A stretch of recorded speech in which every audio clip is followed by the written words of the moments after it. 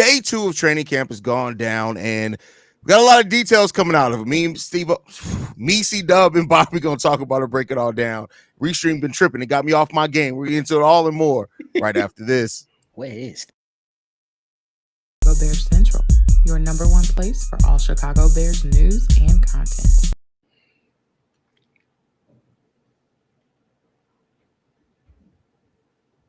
What up? What up? What up? What up? What's wrong with Haize? You good? You stuck? It's frozen, bro. I couldn't see nothing. I don't know what the hell's going on. What's going on, Bears fans? Welcome to another episode of Chicago Bears Central. You'll see how far my internet gets me today, man. We got the takeaways from day 2 of training camp, fellas. Where y'all want to start, with the good or with the bad? Let's start with the bad. Let's start with the bad. All right. The offense is still struggling in 2-minute drills. Now, this has been something that we've heard all the way back to OTAs, that the offense was struggling in 2-minute drills against the defense. The way that I want to throw this to you, so we heard in this, Tyreek Stevenson picked off Justin Fields, I think, twice on today's in today's practices. This Justin Fields, Caleb Williams. Yeah, Caleb Williams still had some really good time. We'll talk about that, but like we said, we're starting off with the negative. Do you guys take this as just the defense being that good, or are you more concerned about what the offense is going to look like, considering we keep hearing about them struggling in 2-minute drills? I'm going to look at this as a good thing. I think we're playing a pretty good defense there. And you can add in a little bit that this is a new offense, everybody coming together for like the first time, the first season together. So it take a little time to get this shit right in order and sync. So I'm going to give a lot of the credit to the defense, but it is that they just getting together, bro. They just getting together. I love it for the offense. Struggle right now. Yes, figure out what you gotta figure out, whatever you gotta do, so you can make sure that you right for the foreseeable future. Right now, the defense is gonna be kicking the offense's teeth in, and I love it, because at some point the offense is gonna have to pick themselves up, put the gloves on, and start swinging back, and then that's just gonna elevate every single body, because then it's just gonna be, hey, we trying to take it from the offense, and the offense going, hey, we trying to put up these numbers on the defense, and then it's just gonna be, y'all take a little of us, and we're gonna take a little from y'all, and that's just iron sharpening iron at the end of the day. And hey, hopefully we can go ahead and see a lot of success after that. And the iron and sharpening iron aspect is the biggest thing about that. Like, and I think it was Jalen Johnson that talked about it.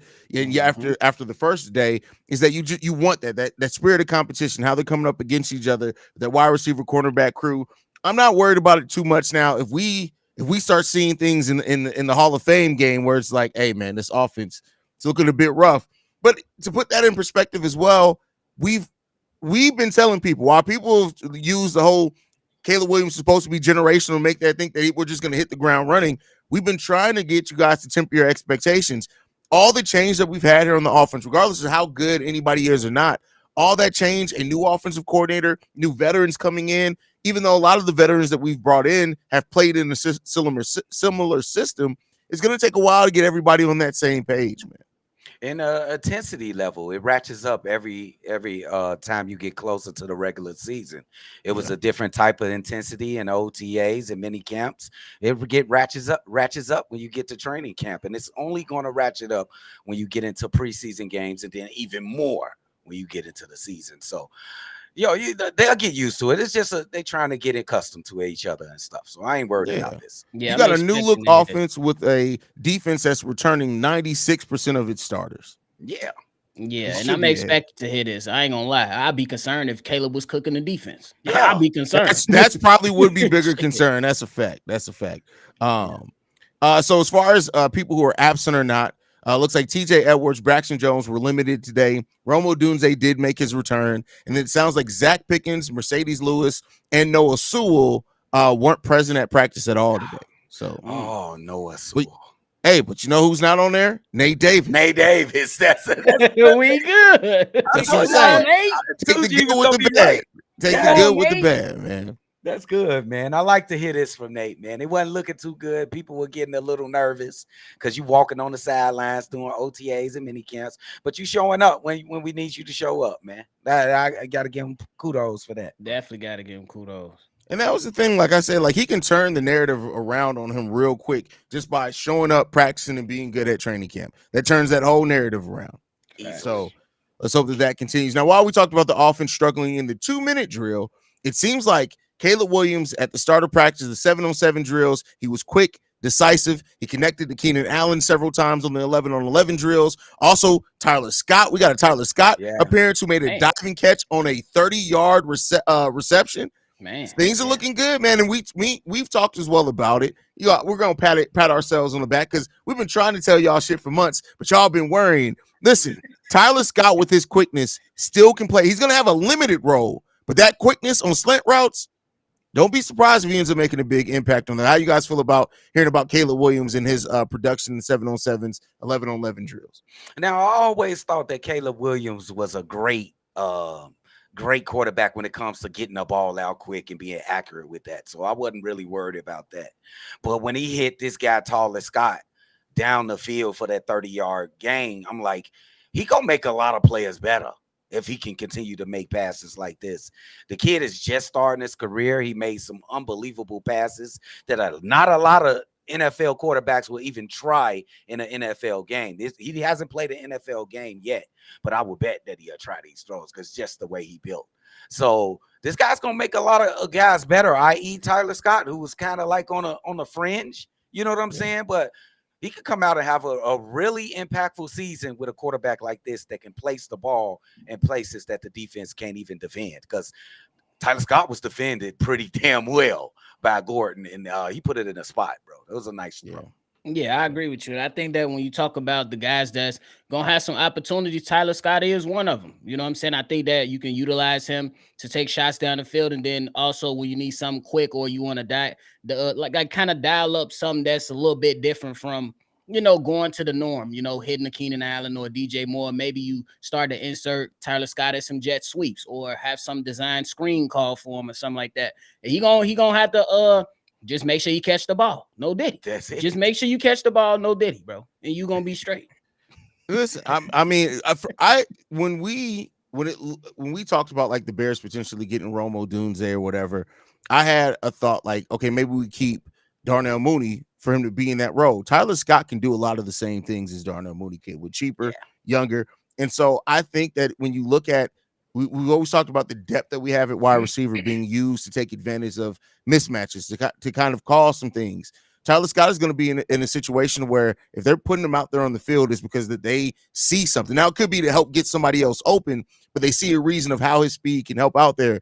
This is a time for Tyler Scott in only his second year to really kind of put his stamp on how he can help this offense, because if Keenan Allen doesn't re-sign, we could be looking at Tyler Scott needing to be in that slot a lot more. So Hey, that's a hell of a great point. Just in case Keenan Allen, he's not here in a couple years, Tyler Scott can get in here and make him and dig him out a spot on this team and get better and make sure he learns the offense and sure he gets in sync with Caleb Williams, because man, he got a chance to be really good here in Chicago with the turning of the page with the quarterback here. So I like what you just said there, Drip. That's a great point. Agree. And then just my last point. Hey, he just got to take advantage of the opportunities, because it's gonna come a game in a situation to where teams ain't gonna necessarily be looking for Tyler Scott, and Tyler Scott gonna be called to make a big play. Yeah, and that's gonna be it starts now. The preparation starts now, like Matt Eberflus been saying, and he just got to go ahead and make sure that he preparing in the right way and when he ready to take advantage when they call his number. Yeah, and I mean, you look at it too, like it's not just about either the wide receivers. Like we got Gerald Everett, we got Cole Kmet that's going to be out there. Like Tyler Scott has a chance. Like I said, it's going to be very limited. I'm not trying to make it seem like he's going to have more opportunities. Yeah. But if he can make the most out of the limited opportunities that he gets, it can be a big weapon, because that speed that he has, that could be a big weapon for the Bears, man. That's a fact. It ain't about getting open for Tyler Scott. It's about catching the ball. Got to catch it. Yeah, I mean, yeah, it ain't about getting open. That's a fact. So, and especially with the what we're going to be able to create as far as mismatches here, it should be great. Continue to kind of find the starting center. So yesterday we talked about Ryan Bates getting a lot of reps with that first team. Even Doug Kramer, who we hadn't heard for a while. Coleman Shelton started off with the first team today. You guys feel like how many different looks do you want to give before you think the Bears? Do we go through a preseason game or 2 preseason games before the Bears make a decision on the starting center? Do you think that is the best route to go to keep giving these different opportunities and look, or do you think they need to lock in on that center sooner rather than later? I would say you will want to get this under control and get this decision made as soon as possible. But you need to have the most competition, give the most time for competition as you can, but as soon as possible at the same time, if you can dig what I'm saying. Like, we can get into the first game, but after that, you should have your mind made up who you want as the center for the Chicago Bears, for we can then move forward.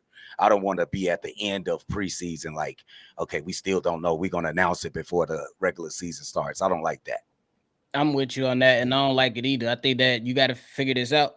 Excuse me, you got to figure this out ASAP. You got to come to the decision on who your starting center is going to be, and I believe that's going to be key not only for the offensive line but for your rookie quarterback. Yeah, he knows and like we talked about it months ago. You know what I'm saying? When these guys were signed and brought over, we brought up an example to where, and I'm not saying neither one of these guys is Jason Kelce, but we brought up the fact that Jason Kelce was so damn good, and the belief from Jalen Hurts in Jason Kelce was so strong that Jalen Hurts was like, hey, we checking this way. And Jason Kelce was like, no, we blocking and shifting this way. And Jalen Hurts went with it. I ain't saying it got to go down to that extent, but we need the center and the quarterback to be on one accord. Last season, it was too many instances to where the center and the quarterback wasn't on the same page, and it cost us some yards in some games, possibly. Yeah. Yep. It sure the hell did, bro. Not possibly. It definitely did. Like you talk about timing, like you talking about we couldn't get a snap count right. There are times where the center snapped the ball and Justin Fields didn't call for it, and he calls like we can't like I said before. At this point, I'm fine with getting up to competency at the center position. Let's just get competency at the center position. That's so much of an upgrade from where we were the last 2 years, bro. We don't even know what that look. That's crazy, bro. That's the simplest of football. Think about it. Since we started the show, the center play has been one of the worst things about this team consistently. That's a fact. Bro, since what's my man that pinned buddy up against the locker? You talking about Olin Cruz? Yeah, Olin Cruz. That's the last good center we had, bro. That was a long time ago, bro. A couple decades ago. But for what it's worth, Shane Waldron did say that he has really good comfort with Bates and Shelton at center, so it feels like he's comfortable about both of them. But that's what you should. You want to motivate it. Like at this point, motivate them to still give their best. But I would say that we got to get that starting center locked in. And here's the thing: if you've gone through a preseason game and you still don't feel confident who's going to be your starting center, you got to start looking at some veterans. In my opinion, Connor Williams is there, healthy, waiting on the That's what I'm saying. For real. We cannot get close to the season. Like, man, we'll tell y'all right before we kick off. What you mean? You just had a whole training camp. What you talking about, bro? Right. Yeah, y'all got to figure this out. Yeah. I mean, that is what it is, man. But overall, seems like training camps continue to go in the right way. They said the plays of the days today on offensive defense was that Tyler Scott 30-yard reception and Tyreek Stevenson's interception. So, hey, shout out to it. And we're hearing all the things that we want to hear. Still hearing that Caleb Williams is commanding that huddle. He understands the playbook really well. And at this point, we're 2 days into training camp, and we already have confidence in the playbook in a new system that's there. That's crazy. Yeah. I feel good about it, man. That's crazy. Really that mean there's no confusion when it comes down to terminology, what they expect out of Caleb. And we could go back to when it was rookie mini camp to where, hey, my man's was getting the play, running the play, and going back to talking to Shane Waldron to understand the play even more. That shit is going to work out. And big shout out to Keenan Allen for what we discussed earlier with him also taking time out with Caleb Williams too. Yeah, they was playing Monopoly, some other crazy Monopoly game, watching the playoffs and studying the playbook. But I wanted to say this, man. You know what we ain't hearing about? My son, Jack Sanborn. All he do is take care of business. He just sit back. He just sit back. He ain't got to get in front of the cameras and none of that. He just do his job. Go ahead, son. You making daddy proud, bro. People forget too. Jack Sanborn is in the contract year as well, so don't overlook that. He fit them all out, bro. Let's get it. Let's get it for sure. Hey, Are you at all concerned about Jack Sanborn not getting another deal with the Chicago Bears? Keep in mind, he's a restricted free agent in 2025 because he was undrafted rookie. He doesn't have the fourth, fifth year options and things like that. He's a restricted free agent. Are you worried about it at all? Not really. If it is any kind of worry, I would have worried about the ascension of Noah Sewell that it seems has not started yet. So I don't have any worry. I don't have any worry at all. I'll be a little worried, and I just because I just thought about this. I remember y'all. It was linebacker. He was a backup, and then I can't remember who went down, but he stepped up. His name was Nick Kwiatkowski or something like that. He played number 44. 44, exactly. Yeah, with a K, yeah. And then he filled in so good. The Raiders picked him up that offseason. Yeah. So I'm just, you know what I'm saying? I want my mans to ball out. But I'm telling you, if he ball out, somebody gonna get the call and then money talk, bro. And money that'll talk. be something, and that'll be a casualty we have to take. That'll be a casualty we ain't gonna be able to pay his ass. A casualty we gonna have to take. If somebody comes and offers some big money, we'll see. But there are some position battles that we didn't expect. So we kind of expected the center. We expected the defensive end to be there. Still seems like Austin Booker is still in the running of maybe getting that starting defensive end position. We'll see what happens there. But the two that I guess we kind of expected to a degree, kick returner, we kind of knew that was up in there. But everybody, I've read about 3-4 articles are saying that the running back 2 is a wide open competition. That is so disastrous for Khalil Herbert, bro. That's disastrous. It's definitely you left it up for interpretation, Herbert, bro. Yeah. You gotta get in there from day one and man, Rojo, you gonna have to wait another year, bro. You gotta get in there ready, bro. The writing on the wall, big dog. That's not good for Khalil Herbert, bro. It's just not, bro. It's definitely one of those, but we already talked about it, and we know it's it could potentially be a reality for him. He can be on the way out. Now, I want to make sure that I point out that this could be people because we know writers, they buy into the narrative to try to get clicks. I want to make sure that I say that this could be a possibility. But Lucas Hunt is the writer here. He wrote that Travis Homer may end up being the running back 3. Oh my God, bro. Now, again, as I've said, I'm trying to find this so I can read the direct quote.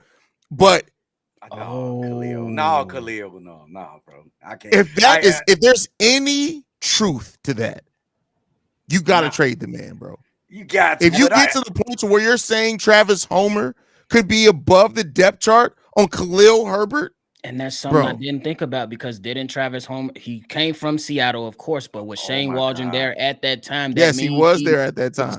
That means he knows the system. Yes. Wait a minute. He's not a better back than Herbert, I'm not, bro. But I don't think you necessarily, for that running back 3, me personally, I don't necessarily think you need the best running back. If he is running back 3, bro, gonna come in and just a play to catch after a long run or something. I found the direct quote. I'm gonna read this directly. There's a reality where Herbert's play falls off and Homer supplants him to become running back in the running back hierarchy, leaving one of the favorite running backs dangling on the edge of being cut. Damn. He wrote that, bar. Bro. You telling me if you got a choice to pick your number 3 quarterback, you wouldn't go for the best talent? That's what y'all telling me. Because sometimes the running back, if you feel very confident in your 1 and your 2, it's more so about what is that running back 3 bringing, not necessarily who's the best overall talent. For example, Travis Homer is a damn good blocker, and they could be looking at it and saying, in the lineups that we're going to use a running back 3 in, we want them to be a solid blocker, which he is a better blocker than Khalil Herbert. And then we go back and talk about their value. He already played special teams, C-Dub. We just said Khalil Herbert not playing special teams. It's not good. I'm just asking questions for the sake of Khalil, bro, because I know. That's crazy. I didn't go that far to Travis Homer, bro. But it happens, man. I think Rojo could beat him, but Travis Homer, bro. I think that's a fit move. If you do that move, it's based off fit. Exactly. And the thing is, and I'll say this, keep in mind, we heard the first season of Ryan Poles coming in here. We heard that Tevin Jenkins could be traded. We heard 3 years later he's still on the roster, right? Yeah. We heard who was the narrative last year? It was somebody. I can't even remember who it was. Jalen Johnson. Was it Jalen Johnson? Yeah. It was somebody's not focused or whatever. It ended up not really being a thing. So writers are trying to find angles during training camp. And I'm not saying that he didn't maybe see something that we didn't see being there, that he's like, hey, it may look like they may be favoring. But sometimes right now at this point in training camp, it's just a bunch of trying to see what sticks. So let's not worry too much about it. That motherfucker wasn't focused though. That was Chase Claypool. Oh, that was not. Oh, well, yeah, we knew that he was not focused. Yeah, he was not focused. Damn, I forgot that Chase Claypool even started off the season with the Bears. That's what I'm saying. I'm so far mentally removed from Chase Claypool, bro. Bro, we was excited for Clay at first. Because we thought he was going to stop being sassy and go ball out. Man, did he say something that was not true? Regarding what? It was bad. Did he say something that was not true though? Yeah, but he got fired. Don't stay up here and give me the truth about somebody else if you ain't even being truthful with yourself with that horrible ass blocking and effort you was putting. Hey, bro, Chase Claypool is 1 year away from playing in the CFL and being a model. About to be in the arena league. I heard they just hooped this balled out in the mall the other day. Listen. Chase Claypool and Drake are both going to be models. They're going to have to put their careers, bro. Like, they gonna be hanging out, huh? That's funny, bro. Damn, bro. That's some shocking news. That Khalil Herbert shit just really, like, bro, when I read that, I was like, I'm sitting there reading this article. Oh, okay, Travis Summer. What? Yeah, like, Khalil, bro. Real, what? Don't let him bring you down, Khalil, bro. Go out there and pass block. Go do everything to the best of your ability. Let the chips fall where they may, bro. Don't let Travis Homer beat you, bro. Come on, bro. Come on, bro. Don't let that first official, Homer. Do not let that first official depth chart be released and Travis Homer is the running back 3. Don't let that. We definitely that's gonna because they're gonna have to release it soon before their Hall of Fame game. Yeah, I mean that's the thing about us starting camp early. Like honestly, we probably will get it here. I would say probably by the end of the week. We got to get it by then. Oh my goodness, damn Khalil, man. He still got time. He got time. We'll see. Go. We'll see. Let's go. Any other thoughts, fellas, before we get up out of here, man? I'm getting closer. Y'all stay ready. Y'all stay ready. We're going to catch y'all on that next one. You guys can follow us at Shy Bears Central. You can send us any feedback, questions, comments, concerns, ChicagoBearsCentral@gmail.com. Lastly, if you want to leave a text message and or voicemail for the mailbag, number to do so, 773-242-9336. And if you're looking for me, probably